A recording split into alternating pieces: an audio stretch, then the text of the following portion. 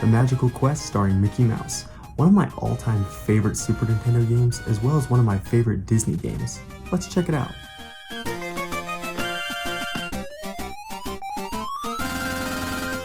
I first gained an interest in retro games in the summer of 2010, so I ended up buying a thing called the FC Twin, which could play both Nintendo games and Super Nintendo games. One of the first games that I bought for this knockoff console was this particular game, and I fell in love with it the moment that I pressed start. To this day, the game still holds a really special place in my heart, which is the reason why I wanted to discuss it here in the Retrospect Lounge. The Magical Quest starring Mickey Mouse was released November 20th, 1992 on the Super Nintendo by Capcom Games, which created a few other Disney titles in the 90s, including Darkwing Duck, DuckTales, The Little Mermaid, Adventures in the Magic Kingdom, and plenty more. You see, in the 90s, Disney games were truly at their peak, with tons of fantastic yet often challenging titles being released. A couple of my other favorites were The Lion King and Aladdin. Even though both of those games were truly tougher than shit, which is crazy to say because I was in 8th grade when I first played them, when they're geared towards what, like little kids? But out of all the game studios that made Disney games, Capcom really did it best. They demonstrated that if you genuinely cared about the licensing, you could make a title that was more than respectable. Magical Quest was a prime example of this, as it was an excellent game with creative gameplay and amazing production quality. It is also one of the better themed Mickey Mouse games in my opinion, compared to games like, I don't know, this? What the fuck is this? Anyway, let's get started with the game.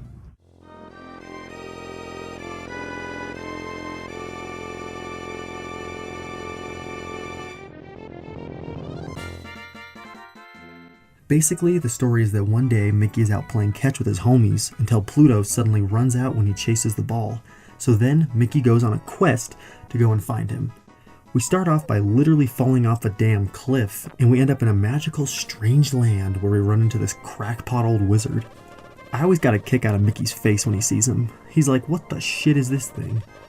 But the wizard decides to help Mickey in the quest to save Pluto and end the evil Pete's reign on the kingdom. You know, because Pete is like literally the only Mickey Mouse villain ever, apparently. As we start to get into the gameplay here, the first thing that I want to note is that the game is so damn fun. Like, look at this, we're 2 minutes in and we're already running on tomatoes. You're burning your tomatoes. So this game ends up taking you on a crazy adventure through various areas of the map, which kind of work as levels. You continue through each area as you attempt to find Pluto, including forests, mountains, swamps, a volcano, an icy world, and eventually, Pete's castle. You also get special abilities along the way. As ordinary Mickey, you have a regular set of skills.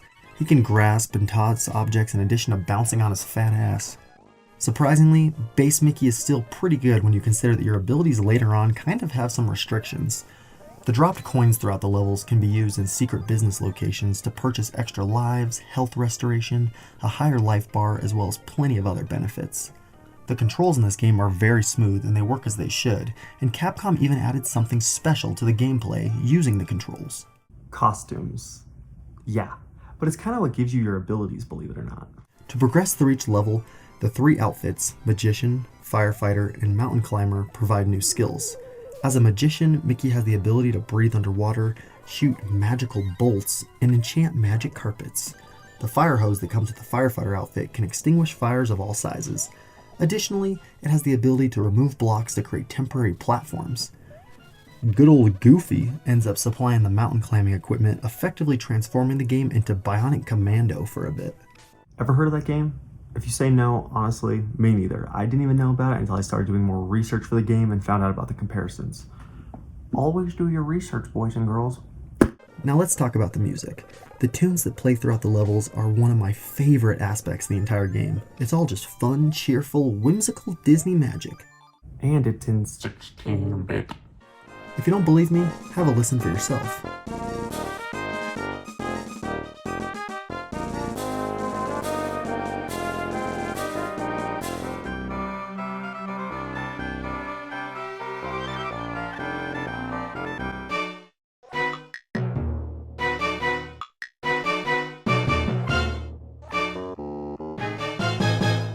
As for the graphics, they are also pretty good and I'd say impressive and appealing for the Super Nintendo. The game is really beautiful when you take a look at it. Capcom's painters went wild making these stunning backdrops that remind you of classic Disney movies, which I'm sure was the intention. Even though the scrolling never delves deeper than one layer, each level is stuffed with details that make the world feel real. Magical Quest, while initially cheerful and upbeat, isn't afraid to get gloomy either. This dramatically enhances the visual variety, keeping things interesting.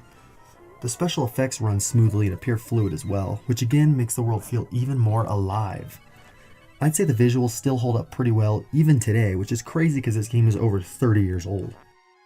Also, the overall level design in this game is excellent and the speed is perfect. Your skills can be used in a variety of creative ways throughout the game, some of which reveal hidden information while others open up new routes. It's quite awesome to pretend to be a firefighter and put out flames to make platforms. You can skip most of the mountain level if you have confidence in your command of the swinging mechanics. The risk is difficult, yet worthwhile. However, occasionally it can still be beneficial to utilize regular Mickey instead of the costumed versions, as you can switch between all of them at any time. One thing I haven't talked about yet is the enemies. Yeah, these crazy fucks. The enemies aren't too challenging, and typically you can bounce on them and throw them around, which is pretty fun. Although other enemies require the use of different skills, there's also quite a variety in the different types of enemies, which keeps things interesting. And it keeps you on your feet. Although when one does kill you and you run out of lives, this game over screen just breaks my damn heart. You might die a few times early on when your life bar is low, since hearts are in short supply, but later on this doesn't seem to be an issue as much. Aside from the enemies, there are also some random mini-bosses scattered along the way, which are usually pretty easy to face. At the end of each level, there is a different main boss. All the main bosses are basically just crazy-ass magical clones of Pete. Yeah, that's a pretty sight for sure. When I played this on my FC Twin I had years ago, there was this crazy glitch where the second boss, the Spider Pete, would literally never appear. I would have to fight an invisible boss. Now this was possible, but was it also challenging? Fuck yeah, it was. Apparently this is a common glitch, and I think it depends on the console more than the cartridge itself. But I'm just glad that on my current knockoff console that I use for retro games, he showed up and I didn't have to face the issue this time around. I fucking beat his ass. There isn't too much more to say about this game that I haven't already explored. The end levels can be difficult if you don't find the store or secret life extenders, so that's something important to keep in mind with the game's progression. Despite this possible issue, the game is nevertheless generally fair, although challenging when you first play it. My one complaint is that I wish the game was a bit longer. Magical Quest 6 levels are all brilliant and creative, and they make use of your many outfits. You will, however, definitely desire more from the game when you complete it. In the end, we beat Pete in the castle, and we reunite with Pluto, giving us a magical Disney ending that is well deserved after all the shit that Mickey had to go through to get there.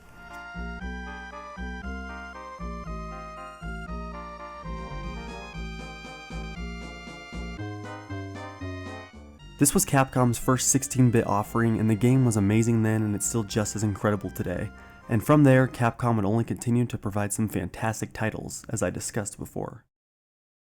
Overall, my nostalgia meter for the Magical Quest starring Mickey Mouse on the Super Nintendo is high. Yeah, it is a great Disney title. It's got a cute story, amazing gameplay, and it's definitely worth visiting. Anyway, that's all I got for you guys today in the Retrospect Lounge. Now, I'm gonna get back to the book because I am at an absolutely critical point in the story.